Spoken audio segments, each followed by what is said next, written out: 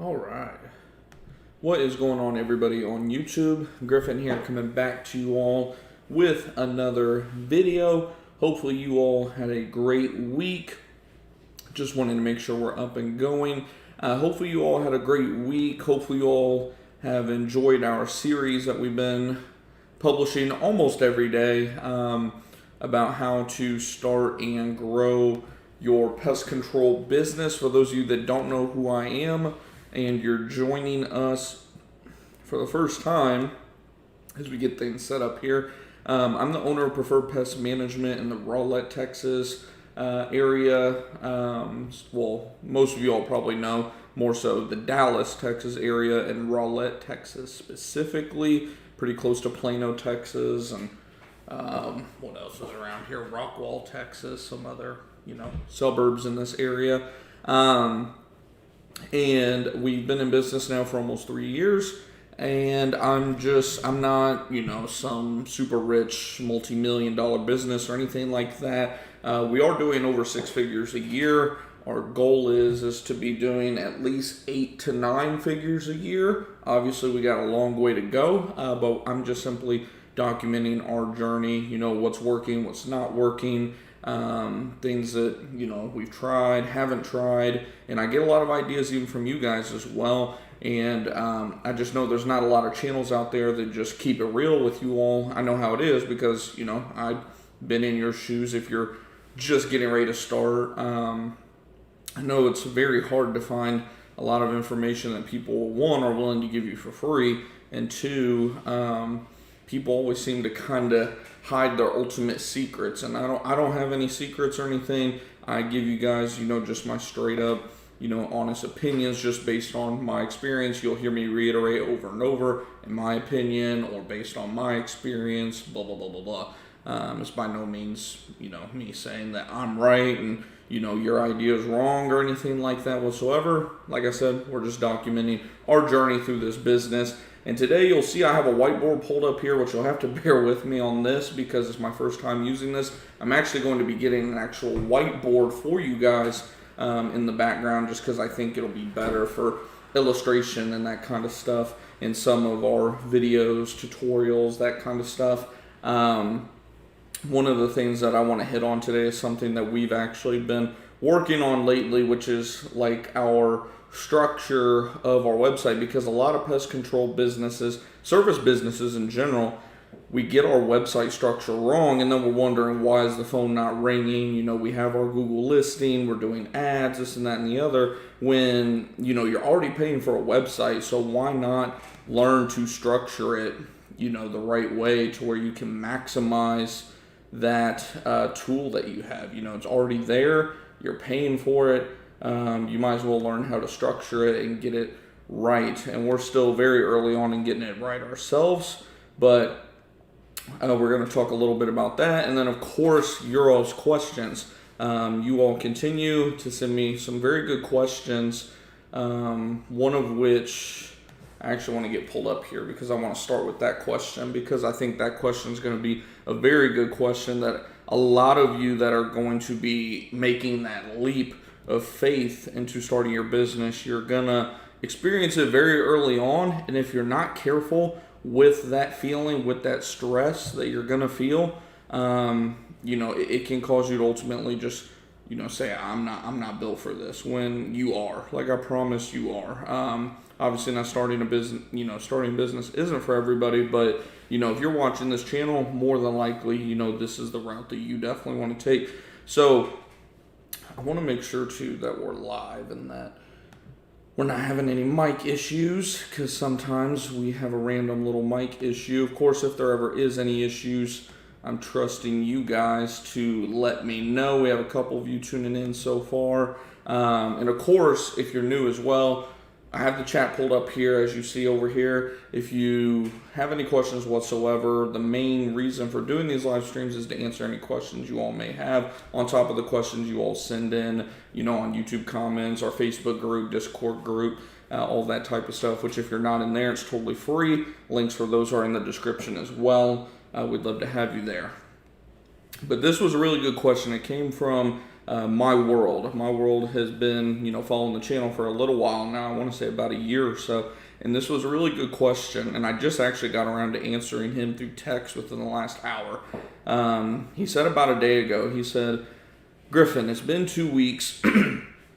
It's been 2 weeks since I left my job. I'm finally free and opened up my pest control doors last week. I'm a little worried, and my tummy feels very scared. Before I quit my job, I felt sure and content.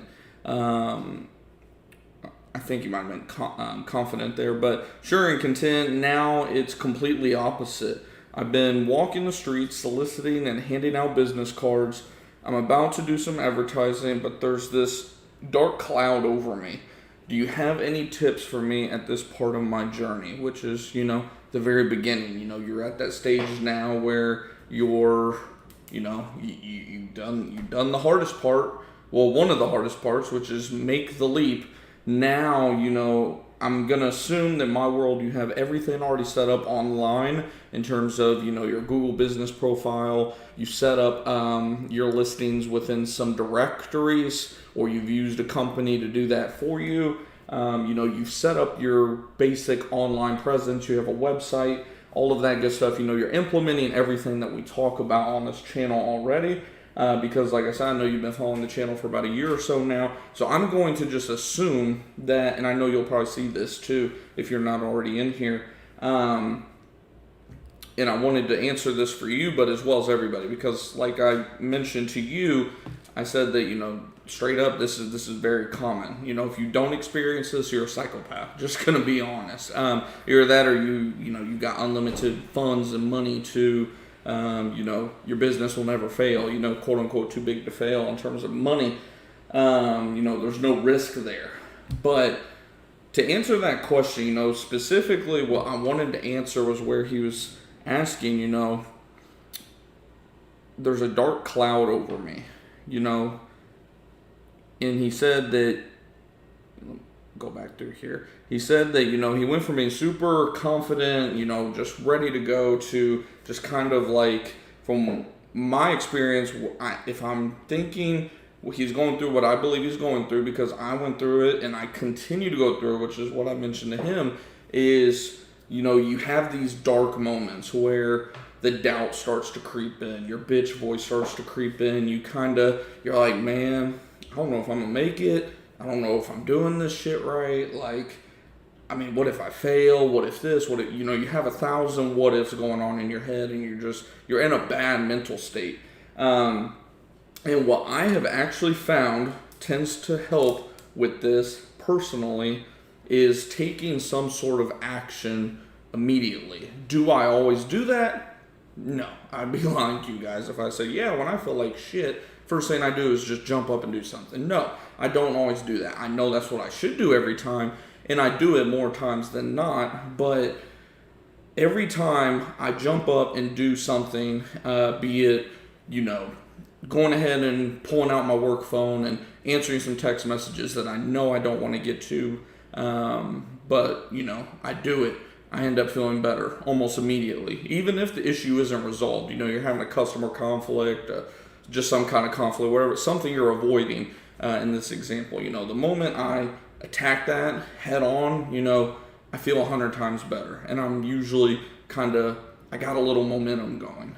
Once you get momentum going, which I'm going to talk about this actually in the things I wish I knew when I started my pest control business, the series we got going, but I'm going to mention it with this as well because it goes hand in hand. Right now, My World has kind of hit, first brick wall. You're going to find that you're going to hit brick wall after brick wall after brick wall after brick wall after brick wall. I want to say pretty much every single day, in all honesty. That's why if you look at the statistics, what is it? I forget the exact number, only 7% of entrepreneurs actually make money ultimately on their businesses, are net positive. Or no, what is it? I forget the actual statistic. It's only one in 5 businesses are successful, or even break even, and then only 7% of that 1 in 5, I hope I'm getting that number right. I'll confirm it with you all, but I believe it's only like 1 in 5 businesses break even or make money. And then of the 1 in 5, only about 7% of those actually, are consistently growing, making great money. So, it's not for the weak, obviously. That what does that tell us? Statistically, this shit is hard. You're going to be getting punched in the face. Hopefully that's not too loud. You're going to be getting punched in the face over and over and over and over and over again. You're going to be told no over and over and over again. You're going to be told your price is ridiculous over and over and over again. You're going to be told every single thing over and over and over again. It's a beatdown. So my advice from that standpoint, like I said, is when you can tell that's wearing on you, one, take a step back, be grateful for what you do have, where you're at right now. I don't care if, you're starting your business and you literally have a home the size of, these 4 walls right here that I'm in, and you're going to be sleeping, on a bed with, it's a used bed, probably got fucking bed bugs in it. Good thing is you're in pest control, so you can get rid of them motherfuckers. But, I don't care where you are when you're starting the company. Take a step back. When you wake up each morning, when you're going to bed each night, regardless if you believe in God, you guys know that I do personally. I'm a follower of Christ, all that good stuff. But regardless, like what you believe in, gratitude is something that you want to practice at. You don't have to verbally tell people, oh, I'm grateful for this, blah, blah, blah. Just mentally in your head, take a couple minutes each day. Morning, night, whatever's best for you. Usually morning and night is usually what I aim for. Sometimes in the morning I wake up late and I'm frantic and I forget, but at the minimum once a day, I try to take a step back, and one, I'm teaching it to my daughter as well. We do prayer at night and all that stuff, and say everything we're grateful for and all that type of stuff. And I noticed that along with taking action, those two things alone, it's almost impossible to stay in a negative state. And, like he referred to the dark cloud hanging over your head. It's impossible, from my experience, again, this is my experience, it's impossible to stay in a negative, mental state like that long term if you do those two things. You take a step back and you just mentally say in your head everything you're grateful for that you have, because you start doing this log essentially of, hey, I'm glad I got clean water. I'm glad I got food still on my table. I'm glad I got this. I got this. You're reinforcing in your subconscious that, hey, everything's okay. Everything's all good. God or whoever you believe in, is going to take care of me. We're doing good. We're really not doing that bad from that standpoint, the survival instinct. Because like I said, and I think, I put this in my response to him. I said, any business owner that is in the growth stage of your company, you're going to constantly be having this battle of, do we have enough money to do this? Do we have enough money to do that? Oh shit, do we have enough money to pay the bills this month? Do we have enough money for this?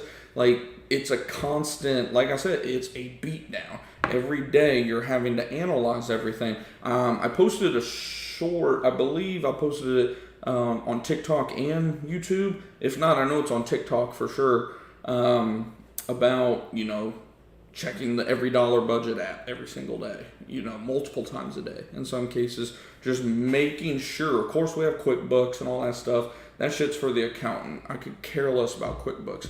I want to know every day where my money is, where it's going, how much cash we have on hand, how much money is carrying over, net positive or negative from the month before. I am keeping track of everything. That's just one aspect of it. Again, that's the survival aspect. In terms of, quote unquote, staying motivated, I got news for all of you. You're not going to be motivated every single day. This is where building discipline and building momentum, you got to learn the difference. There's a big difference between discipline, momentum, and then motivation. Motivation is temporary. Discipline is a skill that you develop that you can lose. It's I don't even know how to explain it really. For example, I guess I'll use a gym example because, I go to the gym more times than not for the most part. Going to the gym and dieting, for example. if you go to the gym 1 or 2 days or even 1 or 2 weeks, you're really not going to notice a whole lot. But if you go consistently for 6 to 12 months, you're going to notice some shit, right? You're going to notice the muscles, the this, the that, the other. Why? Because you built that discipline, so you reap the reward of that discipline. Same thing with your business and your mindset. When you build disciplinary, habits, regardless if it's going to the gym, making X amount of cold calls or follow-up calls, wherever the case may be, per day, taking a cold shower or hopping in an ice bath or something once or twice. Well, whatever the case may be, when you're doing things that require discipline, not motivation, discipline, shit that you do not want to do, but you do it over and over and over and over again, one, your life and your business are going to be way better when you do that long term. Again, going back to the gym example, when do you feel the best? Whenever you're in the best shape, or whenever you're feeling like a fat piece of shit just sitting on the couch watching Netflix all day? Let's be real. Let's be real here. Let's not do what society tells us is, what do they call it? I don't even know what the hell they call it anymore. Was it treat yourself or self-care or whatever the hell that bullshit is they say anymore? But let's be real. When do we feel our best? Obviously when we're in the best shape, all that good stuff. Same thing with your business. When you continue to do stuff that you don't want to do, but that you know needs to be done over and over and over and over again, you're going to start stacking up wins. And what's that going to do? You think you're going to have this dark cloud, negative attitude whenever you're stacking wins every single day, every single week.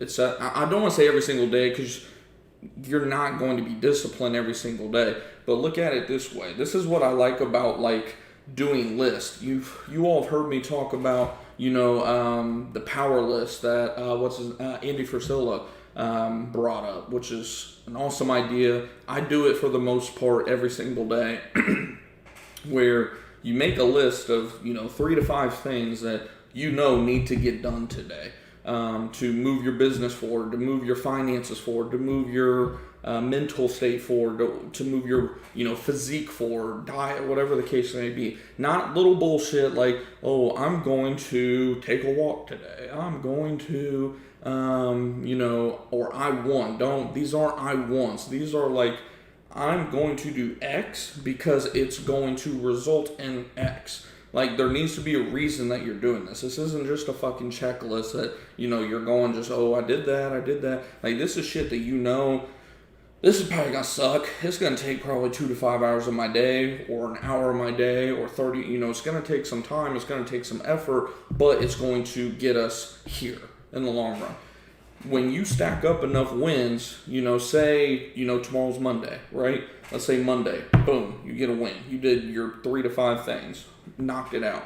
That's a win. Tuesday, knock it out, boom, win. Wednesday, let's say, shit, something happened, you got fucking, I don't know, you caught a stomach bug or some shit and it put you down for a day. Okay, X, that day sucked. We're still 2 out of 3. Okay, you got back up Thursday. All right, we won Thursday. Boom, we won Friday. Uh-oh, it's the weekend. What are we going to do? Thank God it's Friday. Too bad. Saturday, we got shit we got to do. Boom, we're doing this. Okay, all right, now we're at 5 out of 6. At that point, Sunday, in my opinion, this is just my opinion, Sunday is the day where I tend to take it a little light. I'll do these YouTube streams sometimes for you guys. I'll do some stuff on the website. I'll do a couple things, whatever the case may be. But I try to take it a little bit lighter. So, to each their own. Now, I will say this. If I have multiple losses throughout the week leading up to Sunday, Sunday's a fucking catch-up day for me. Again, look at it by day over a period of a week. You're pretty much aiming for what? What do you need to win the week? There's 7 days in a week. How many wins do you need? Bare minimum 4. I say 5 for me personally because I always want to go further than I know my competitors are going to be going, which doing this, you're already going to be passing up a lot of your competitors. But let's say you win 5 days out of the week, and you win 5 days out of the week, 3 weeks out of the month, right? let's just say how many weeks is there in a year? 52 weeks. So let's see, so that's 75. If you win 3 weeks out of the month, that's 75% of the year. So if you do that times 52 weeks, you win 39 weeks out of the year. And again, what do we say? If we're going to win 1 week, we're aiming for 5 days. You can do 4 if you want, but I'm doing 5 because this is my example. That means you won 190. That means you only won 195 days out of the year. So you only won legitimately just over half of the year. But I guarantee you, by doing that, again, like we said, you're winning the year because you won well over half the year. 195 divided by 365, a little bit over, about 54%, 53 to 54%, like 53.5 essentially. So you won the year just barely, but you won the year because, you just worried about attacking each individual day over and over and over and over and over. And again, like I said, are you going to win every single day? No. Are you going to win every single week? No. That's why we accounted for fucking up 1 week out of every month, essentially. 75% is all that we accounted for in that example. And in terms of days, we only accounted for 5 days per week. So we allowed 2 fuck off days, which I'll tell you, you start building the disciplinary habits that we're kind of referring to here a little bit, and you start catching those wins, you'll start building what's called momentum, which, like I said, there's discipline, momentum, and then motivation. Are you starting to kind of see that motivation really doesn't fucking matter at all? How much have we talked about motivation other than saying it really doesn't matter? We haven't talked about motivation at all. We're talking about how to be disciplined. Because when you start being disciplined, you start seeing those wins stack up. Guess what's coming around? Oh, momentum. Oh, hi, momentum. So momentum can be negative or positive depending on, what type of habits you're building within your business, within your life, within your health, etc. Obviously, again, going back to the gym and diet example, but what kind of momentum would you say this is? A guy goes to the gym every single day. He's not going, crazy. He's going 20, 30 minutes a day, but he's going every single day, building that consistency. He's limiting his caloric intake by, minus 200 calories a day, nothing too crazy, just something that, again, he can be consistent at. Building discipline. He has maybe 1 day a week where he's kind of fucking off because, he still has a couple brokey average friends who are telling him, let's go out, party up, whatever. But, he's winning 6 days out of the week in terms of his diet and his workout, all that type of stuff. And then there's the other guy who doesn't change anything. He goes out 2 to 3 nights a week, if not more, because from what I understand now, you motherfuckers go out from like Wednesday through Sunday now or something like that. It's ridiculous. I'm wondering how y'all even have the money to do this shit. Probably don't. Probably just put it all on credit cards. But the guy goes out 3 days a week. He's eating ice cream every night. He's watching Netflix 4 to 6 hours a day on the couch, if not more, and just isn't really changing anything. One has positive momentum. He's seeing positive results. He's losing weight. He's still having, some little bit of social life. He's, looking better, feeling better. The other guy, he's just continuing this negative momentum. He's going to be gaining weight. He's probably getting depressed if he wasn't already depressed to begin with. Has anxiety, has anger issues, probably single or has a relationship that's, on edge, whatever the case may be. Just has negative momentum going, So momentum can go one of 2 ways. How would this translate into your business is probably what you're wondering. So, let's use a business example because I'll use myself as an example, my own business. An example of positive momentum would be, I did everything on, my list that I have to do every single day. I made a couple follow-up calls. I do not cold call. I will admit it. That's one thing I do not do, but I do a hell of a job on follow-up for the most part. Again, negative momentum, positive momentum. But in this example, we're talking about the positive. So I did my follow-up calls. I made a couple blog posts for the website, got everything ready to go. And, we closed 3 out of 5 sales, so 60% success rate on the day. And, we started stacking up these wins every single day for, about a month straight, roughly. And then immediately after that, we transitioned into some negative momentum. Took some time off for, my wedding and honeymoon, which, that's life. Again, you're going to have shit that comes up. But, came back from the honeymoon, and it took a long time to pull myself out of that honeymoon stage in terms of making sure to answer all the calls that were coming in, making sure to follow up with people that, I needed to follow up with.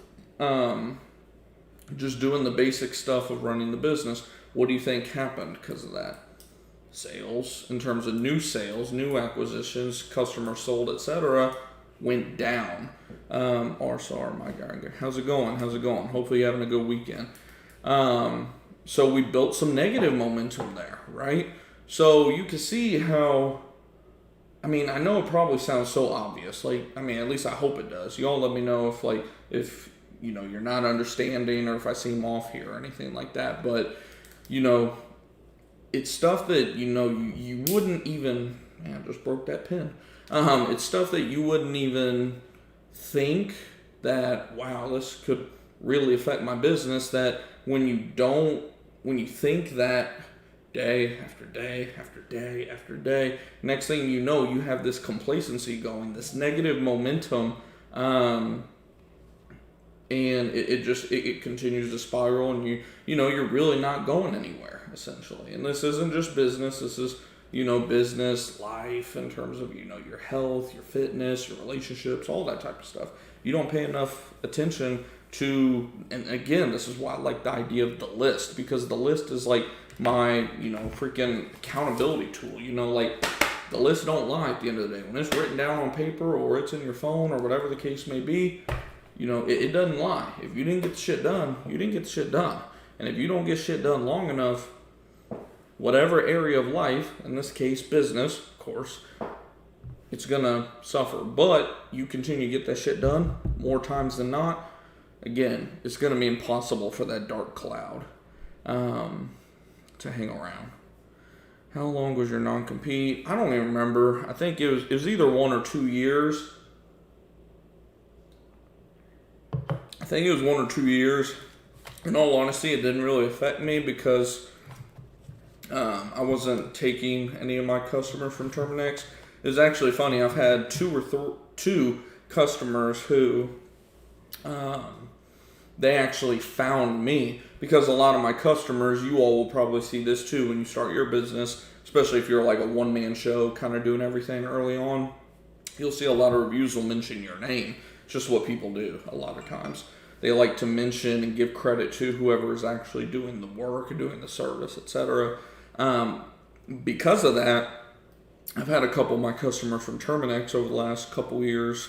Like I said, just 2, nothing crazy, but they reached out to me. They were the ones that were like, hey, did you just work for Terminex? Yeah, who is this? One example is this woman named Shirley, lives in Saxe, Texas. I serviced her for 2 or 3 years, and she was like, you used to be my tech at Terminex. And I was like, because it had been a while since I heard from her. I was like, what's your address? And she brought it up and pulled it up on Google Maps, and I was like, oh yeah, I remember you all, blah, blah, blah. They signed up with me. And with them, for example, that was about 6 to 9 months after I left Terminex.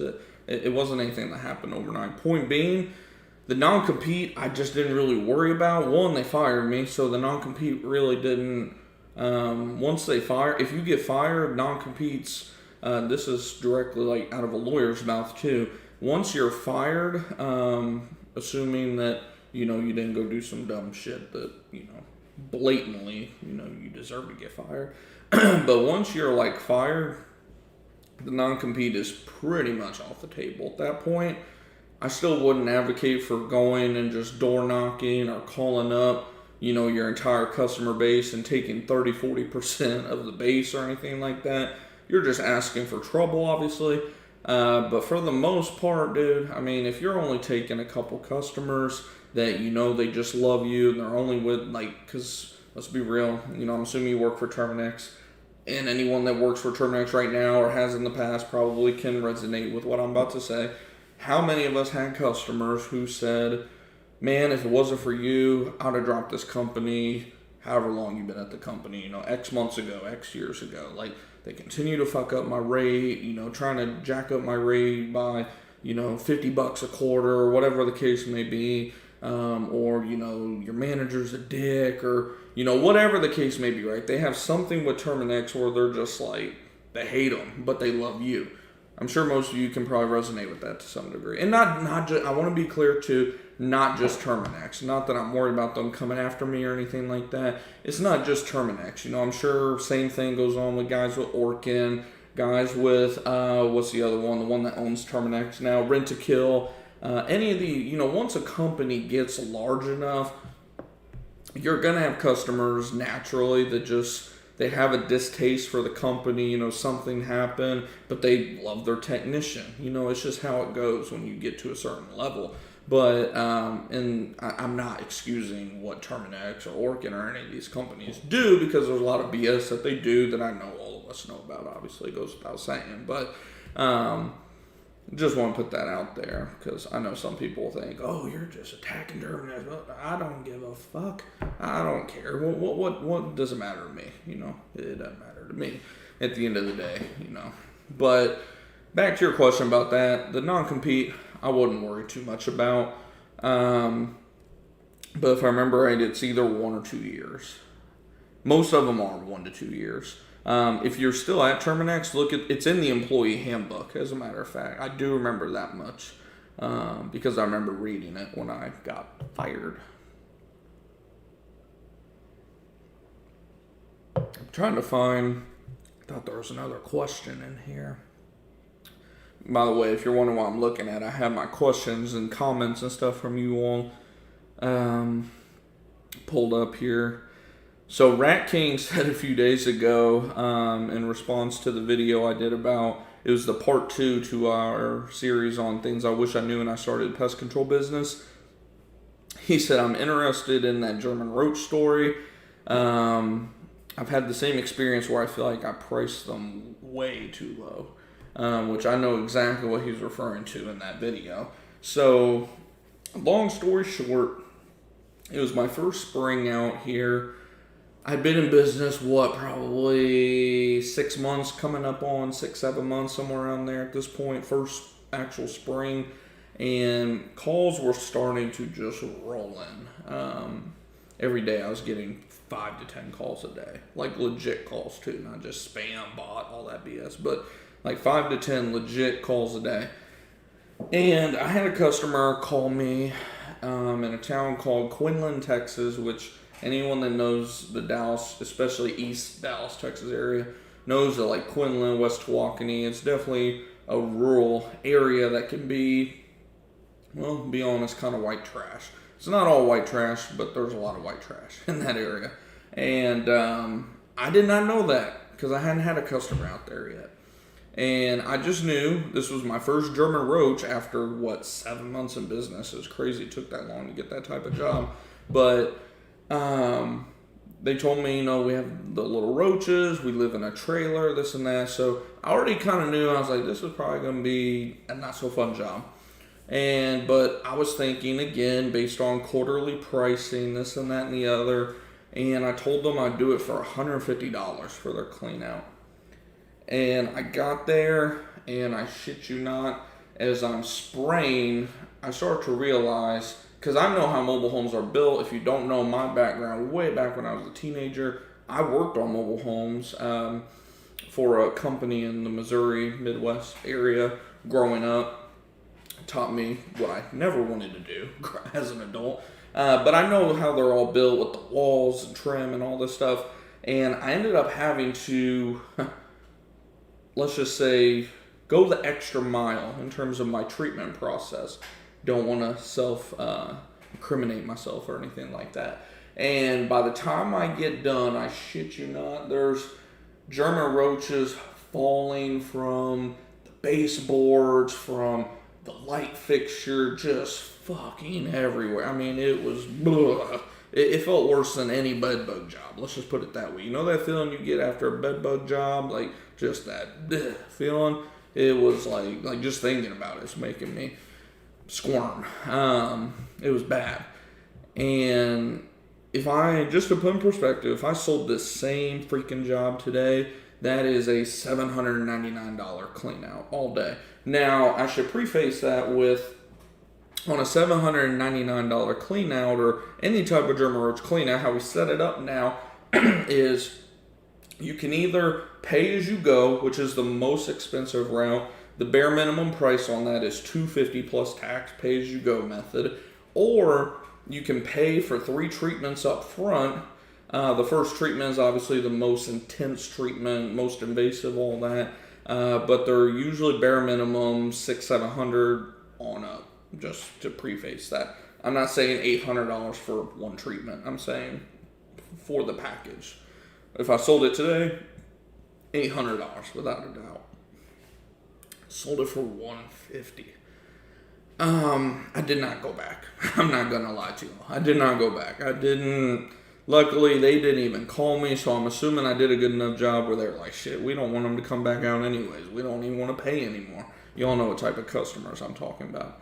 But, yeah, that was my worst job. How's it going there? No Free Clout CC. That's a pretty dope name. Yeah, that. So hopefully that answers. Man, I hope he sees this. I'm gonna have to reply. I'm gonna reply to his comment right now. Just told this story on our live. So I don't even know if you're watching right now, Rat King, but I just replied to your comment letting you know we just answered that live. So hopefully you all got a little, one, insight on how not to price a German roach job, and 2, got a little laugh out of that, because I'm sure you all might have been there. Probably not in your own company, but maybe with another company. I'm trying to see if there's any other questions from our videos, or of course if you all have any comments, you can throw it out in the chat as well. Otherwise, we're going to get into a quick little, because you all know I always like to teach you all stuff that like I've been learning recently and stuff. So if you have any questions, let me know. Otherwise, we'll hop into that. Let's see. Corey Cormer asked on a video we came out with last year, no, that was actually this year, beginning of the year, how much money do I need to start a pest control business in 2023?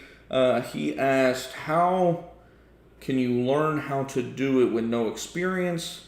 Long answer short, you have to get in with a pest control company here in Texas. The process is usually about a year or 2. If you streamline it and make it as quick as possible, about a year. But usually about a year or 2. And in all honesty, I wish they made it a little bit harder because market is getting a little bit saturated. I'm sure you guys have noticed, regardless of where you live. But it is what it is. That's where it just, makes us have to be the best. Could you elaborate on the fact that pest companies won't let you start your own business? You have to wait a little bit. So I'm going to answer this kind of 2 ways. One, I'm assuming you mean after you leave the company or get fired or whatever the case may be. If that's the case, no, you do not. No non-compete can say that, you cannot start your business. Not legally, would not hold up in court whatsoever. So you don't have to worry about that. Literally, I got fired, let's put it this way. I got fired, laid off really, but I got fired from Terminix on, October 27th actually, of 2020. Took my test 4 days later. I remember because it was on Halloween, 4 days apart, because I was like, man, I got 4 days to study. Cool. Took my test October 31st, passed, literally went on the IRS website, got, my EIN, registered my business, did everything, boom, boom, boom, within the next few days, was officially completely ready to go in business, November 2nd. So what, a week apart. Haven't had a single issue, and now we've been in business almost 3 years. So coming up on we're pretty much just a few months away, actually, less than 5 months away from being in business 3 full years. So from that standpoint, you have nothing to worry about. What I was kind of referring to a little bit ago to what RSAR was talking about is, if you're trying to like kind of piggyback off of their customer list or anything like that, which I don't suggest anyways. Like I said, I've only had 2 customers who came and found me through my Google reviews mentioning my name on our business. That I was their old tech and they found me. But in terms of having to worry about any type of customer poaching stuff, it all depends on the company. But from what I understand, most companies are 1 to 2 years from that side of things before it'd be like open season on poaching customers. So hopefully that answers that question. And hopefully I didn't miss any of the other YouTube questions from the comments. Because like I said, I have comments pulled up here. If I did miss your question, let me know. Hey, dumbass, you missed my question. Oh, we had a couple of y'all hop in here. How's it going, Sergio and PC right below you? Pest control door hangers work. Yeah, they do. I mean, ish. You have to have a really good deal on the door hanger. I'll say that. One that I know worked okay for us was when I said $50 initial, which I will never do again, by the way. But it has to be a crazy good deal, at least not saying that this was the only way, but just from my experience, it has to be a crazy good deal. Put the font where it really sticks out in a bold, bright color, like whatever the actual, not just the call to action, but whatever your price is. Make that in a bright, contrasting color that sticks out. And like I said, make sure it's a great deal. But there's better ways, in my opinion, than doing them, but it's not something that I would just say I'll never do. Like, I'm not saying I'll never do door hangers again. I'm saying the $50 deal I'll never do again, just because from a business standpoint, like, we're kind of past that in terms of offering like crazy, not really making any money type of pricing. But as a one-man operator just getting started, that'd be a great type of deal to do. Let's see, what form of marketing you find works when starting out. Yard signs, I have been interested in starting to get some. They are expensive, I'll say that. Those damn yard signs, you gotta buy a bunch of them to get any type of deal. But I definitely want to hop in on that, because I noticed it gives a local company vibe, and it depends on where you live too. You got to know your market. I know here in the Texas, Dallas, Texas area, people love supporting local businesses. I don't know. I don't even know how to explain this. It may just be a Texas thing. I don't know. I know where I came from in the Midwest. People don't give a fuck. They just go with whoever they know off the top of their head. But here in the Dallas, Texas area, for the most part, people love supporting small businesses. So that's one reason I want to do the yard signs. Website, you are spot on there, my friend. That is what part of what we're going to be talking about today is actually about the structuring of your website. I mentioned that right at the beginning of the stream, actually. It's funny you brought that up, because you got to have a website, right? But just having a website, I compare having a website to running any type of ad, right? There's shitty ads, there's okay ads, and then there's holy shit, this thing's on fire ads. You want to be in that category for your website. You want your website to be a lead generating machine. To just simply have a website is a waste of your freaking time, money, everything. Which, like I said, even I continue to learn more and more about this, which is what we're going to talk about here in just a second. Just one little tiny piece of the website game. But yes, optimizing your website, optimizing your Google business profile, all that type of stuff. And then Facebook, I'm actually glad you brought that up too, because I actually forgot we are running a Facebook ad right now. Try and get it pulled up here. Let's see. Which I actually need to edit because it's showing it in places that I do not want it to show. We're just running a little $5 a day Facebook ad right now. Just like a little mosquito. Literally just started it up, yesterday afternoon or something like that. I'll show you guys just kind of what it looks like. But I'll say this straight up too. I don't like Facebook for like lead generation. It's more so, how do I say it? Like brand awareness. Just a quick tip: always have your ads just showing to women. If you're trying to get leads on Facebook, women are the one that you want to target. It is what it is. It's not like I'm sure some dumbass will think it's sexist, but it is what it is. If you look at the data, women are the only ones that ever tend to actually do transactional stuff on Facebook ads. It's just what the data shows. It's not my opinion. It is what it is. But again, this is just a little ad. I mean, it's not. We're just running $5 a day on it through the month of June. You can see here we have our audience details and behaviors and all that type of stuff. And then it's just a little ad about the Into Care. I was hoping it would show us a better looking preview. But it may be because, let me try something here. No, it still looks like shit. Okay. Usually they give you a better look of the preview. But yeah, I mean, Facebook, like I said, this is more so usually for brand awareness than anything. And I saw your message saying that you don't have your license currently. Get your license first and then go from there. Just, that's what you're going to want to do for sure. Let's see. So yeah, that's it in terms of the Facebook ad side of things. I want to get this pulled back over. So whenever we get into this, we'll be ready to go. How's it going? Obey calm. Considering getting the pest control industry. Awesome. Yeah. No, then you're spot on. You got the, how you need to do it down. That's what you're going to want to do is first just get in a pest control business. Personally, some people might disagree with it.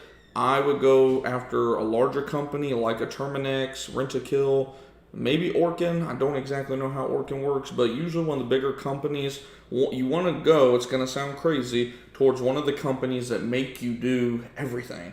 Like at Terminix, for example, as a pest control technician, you are, overlooking your schedule. You're doing all the pre-calls. You're doing the post-calls. You're even having to sell and collect money to a certain degree. You're focusing on all the metrics like skip rate, route completion, NPS scores, cancel rate, all this type of stuff. They get you pretty well prepared to just hop in and start your own business, which, like I said, to an employee who's, gonna obviously be looking for the easiest route, they're gonna be like, why the fuck would I want to do all that? But for someone that's looking to start a business, that's perfect because it's setting you up to know how to talk to people, how the accounting works, what to expect in terms of pricing, cancellation rates, this, that. You're getting a good idea. You're able to take all that information in and then know what to expect, essentially. So, and you make good money. At Terminix, I was making shit. I mean, just to put in perspective, my last full year at Terminix, I took 3 months off, 2-3 months off, and I still made over $60,000. And this was before inflation and all this other crazy stuff. So you can make good money there too. So Terminix has its advantages for sure. But any bigger company, regional, that type of thing. So hopefully, you're on the right track in terms of that. Let's see, but don't you need a license before you do anything? Do what? But don't you need a license before you can do anything that you don't know? What? But don't you need a license before you do anything that you don't know?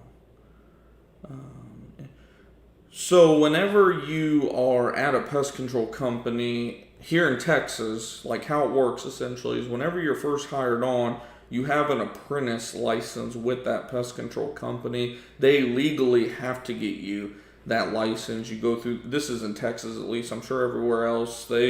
I know where I came from in the Midwest in Missouri, you don't even have an apprentice license. You're just a pest tech. You have a pest tech license.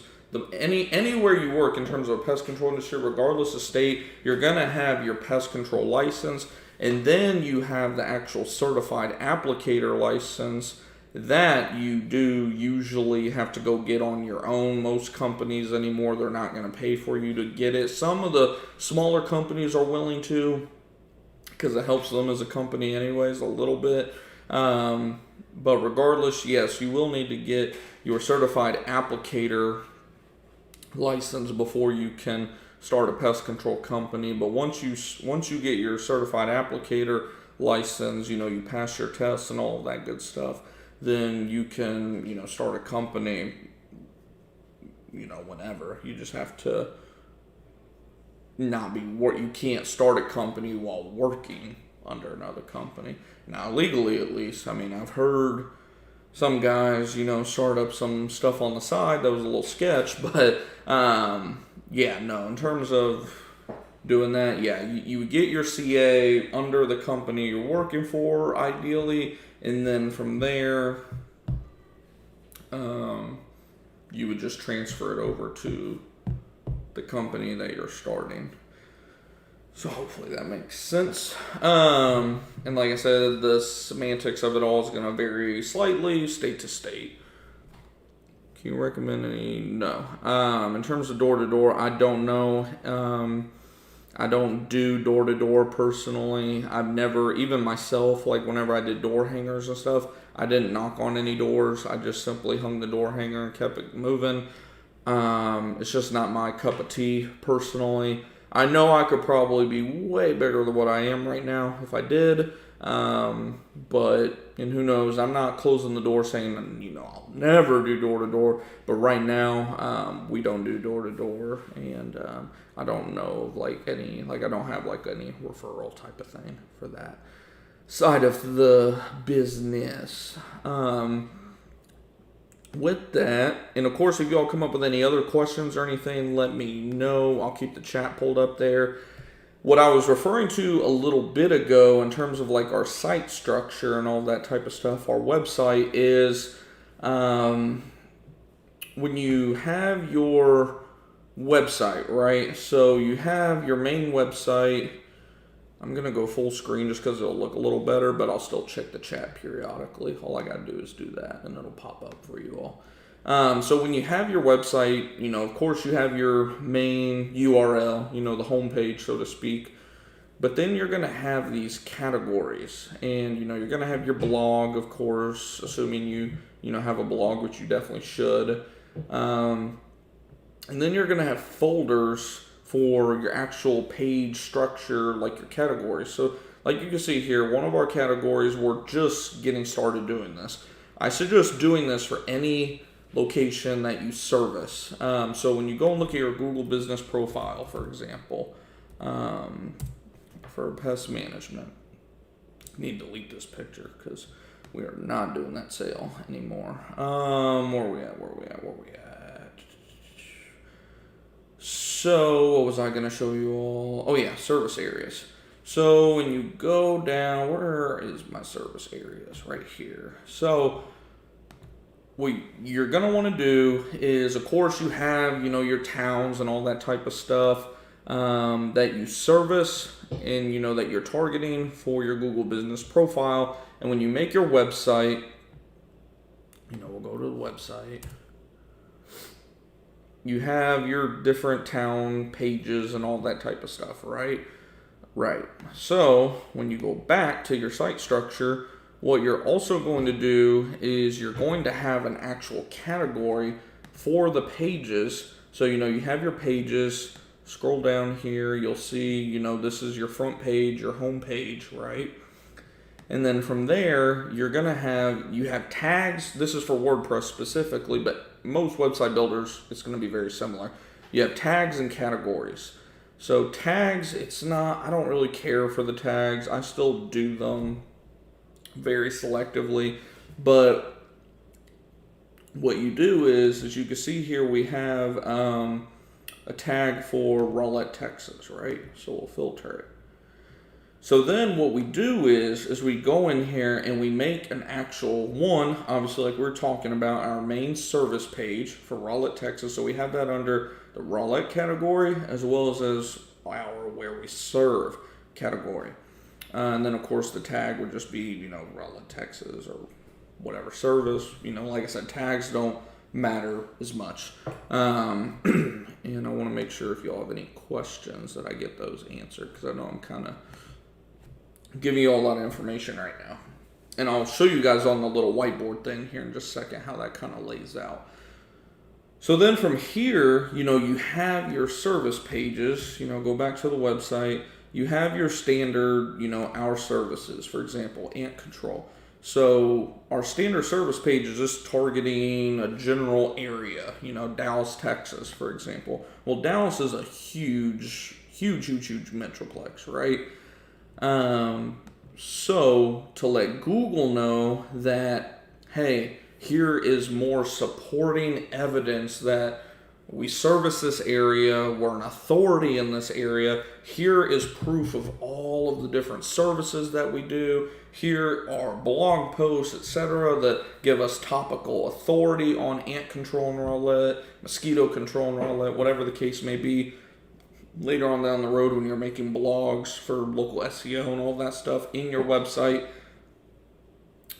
First step though is you're going to take your service pages that we just talked about and make one for every single service that you do for every single location that you do. So as you can imagine, this takes a lot of freaking time. I'm not going to lie. We're not even 1,000% done with Rowlett yet, but I wanted to at least start getting, the ball rolling a little bit. I'll give you guys an idea on just kind of what a page looks like. I did not mean to hit edit page. I wanted to do view. So like, as you see here, what's the difference? So we're targeting Rowlett. So ant control Rowlett, this is how the actual structure of the link looks whenever you're utilizing parent category and all this type, or parent page and all that type of stuff. And I'll show you when you're editing the site on WordPress what it looks like to make it, structure this way. So you have the main page, preferredpestmanagement.org/ pest control Rowlett, Texas, which is, again, the area we serve. And then / ant control Rowlett. So we have the service location that we're servicing as well as the target service of that location. Saying to Google, hey, we do ant control in Rowlett, Texas. We're giving Google a bunch of signs. So again, wanted to show you all how we edit this so it shows up like that. So on WordPress, you have your tools and whatnot. Whenever you're doing, editing the actual page, and how you can tell if this is set up right is you have the preview of the URL right there. Pest control Rowlett and then ant control Rowlett. So again, tags we don't really care about. Labels is where you want to put in your actual label, because again, we're letting Google know, hey, this belongs in the group of Rowlett, Texas. Whenever, I'll show you what I mean whenever we go back in a second. So you have page attributes all the way at the bottom. So this is where you put in, okay, what is the parent page? So say we wanted to do it, whenever you click this, you can see there's a drop down of all the different pages that you could say are the parent page. So say we're doing a page about, let's just say Frisco, Texas, for example. We could say, okay, ant control Frisco, Texas, which we already have that page, but just as an example there. And it would create our URL to say, okay, we know that this belongs to Frisco, Texas, So it would say preferpestmanagement.org/pest control Frisco or pest control Frisco, Texas, whatever my link structure says, right? Go back here so you all can see real time. So say we're doing it for Frisco, so it's a pest control or preferpestmanagement.org/pest control Frisco, Texas /ant control Frisco or ant control Frisco, Texas, whatever, you make the actual name of the URL. And how we do that is we use rank math. Really doesn't matter which tool you use to actually edit your stuff. This is where we would edit, the permalink is what it's called. So say this was a standalone page. It wasn't, it didn't have any parent page attached to it. Whenever you would see this page, it would just say preferpestmanagement.org/ant control rowlett. So that is where I messed up when I first created the website. I made all these different pages, spent probably 2 weeks making these pages, and I didn't attach them to the locations. And I was wondering to myself, why the fuck are these pages doing so bad? They're ranking on page, some will rank in on page 3, which is still not great or anything, but page 3 through page 12 in some cases, just off the chart bad. And I ended up just deleting them all when all that I had to do was simply go in there and, edit the structure, because pretty much Google was seeing the page just says, borderline, I wouldn't say duplicate content, because I try to make, the structure is very similar, but I try to come up with slightly, unique content so I don't run into a duplicate content issue with Google, which is your own website anyway. So the duplicate content thing, it's all about which SEO expert you ask. Some say don't do it, it's going to be duplicate content, create a specific content structure and this and that. And then others will say it doesn't matter, it's your website, you're literally duplicating it on your own website. It's not like you're taking someone else's work and duplicating it. I still try to make it, like I said, I try to do a middle of the road approach where we're doing slightly unique content for each location on each service. See if you all have any questions about that. None so far. But yeah, so this is how we set all that up in terms of, the permalink and then our description. Just rank math is a really good tool too.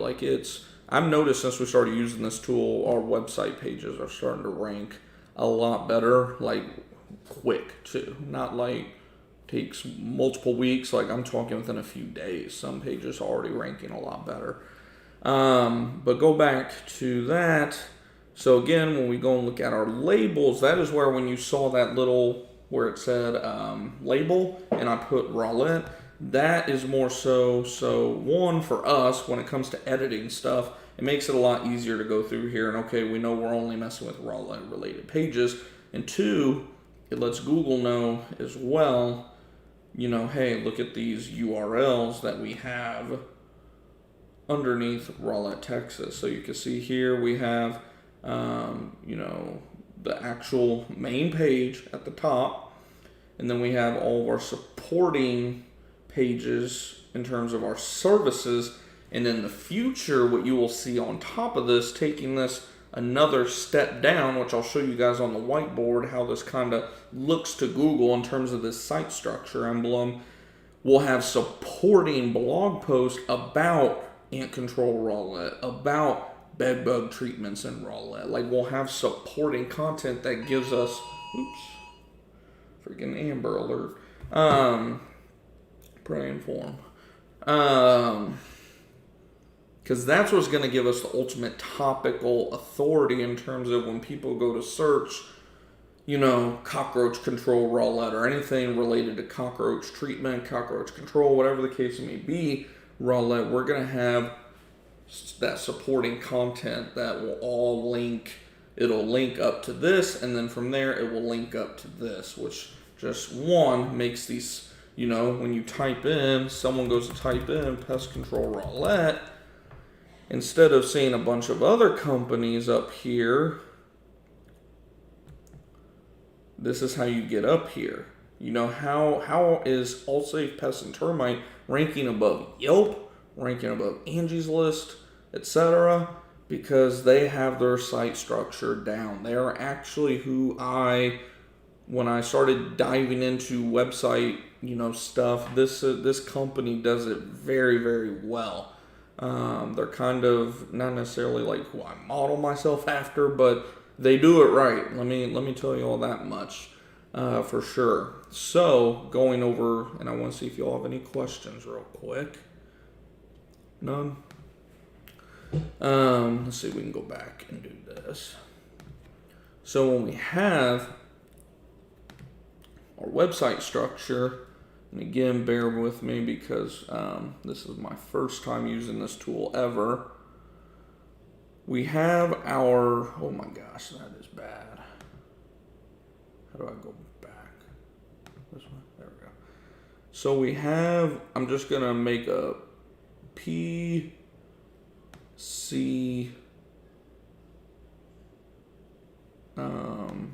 R, which would be pest control roulette. So this is, the main page, when we were looking at,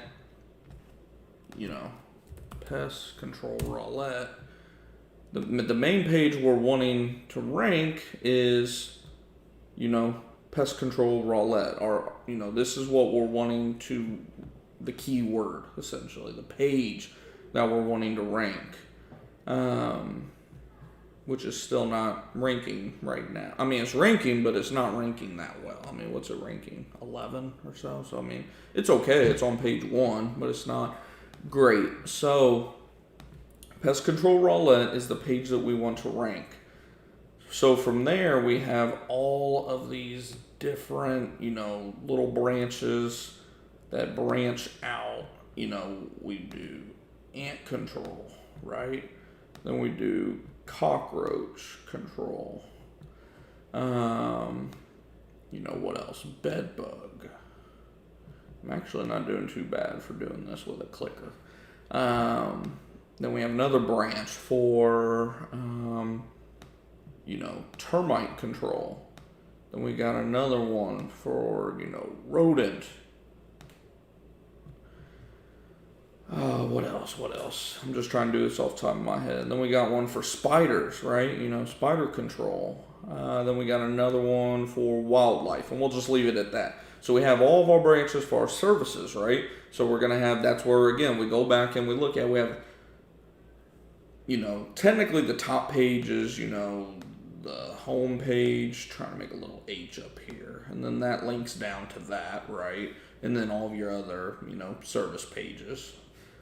But our main page that we're like trying to rank in this case is pest control roulette. So from there, it'd be homepage, preferredpestmanagement.org/pest control roulette Texas /ant control. So from there, we can do, ant control roulette. From there, we can do, more branches of related content to ant control roulette. So we could do like, we'll just do an AK-47. No, ants in the kitchen, how to get rid of ants in the kitchen, or how to prevent ants, ant prevention. And maybe even, some, who knows, maybe even some DIY. Whatever. I wouldn't do DIY. I'm just coming up with like a random example there. And if you wanted to, you could break it down even further, right? This thing could break down. This is where, when you're looking at, it's called silo structure is the technical name for it. But whenever you scroll up here and you're looking at site structure, that is what that little branch, it's like a tree, essentially. I'll show you guys kind of a example, like in Google Images or something. Let's see how this works here. So, like we're talking about, you have homepage, you have your, service pages. This would be our service pages right here.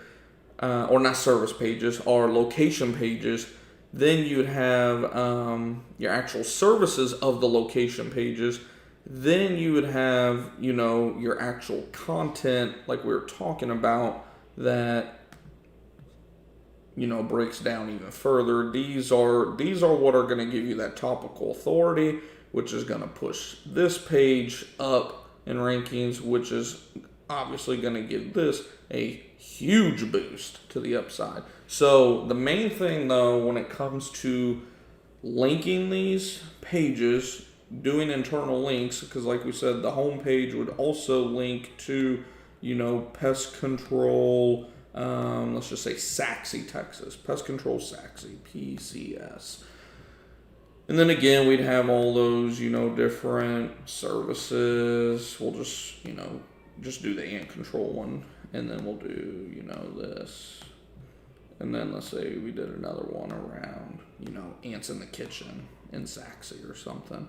The main thing that you don't want to fuck up your structure, your website, is whenever you're doing your linking, the simplest way to do this is when you're doing, and what do I mean by linking? By linking, I mean, whenever you're typing a post, a blog post, and you have those hyperlinks, where you say to learn more about our ant control service, and then you highlight it and link to your ant control service.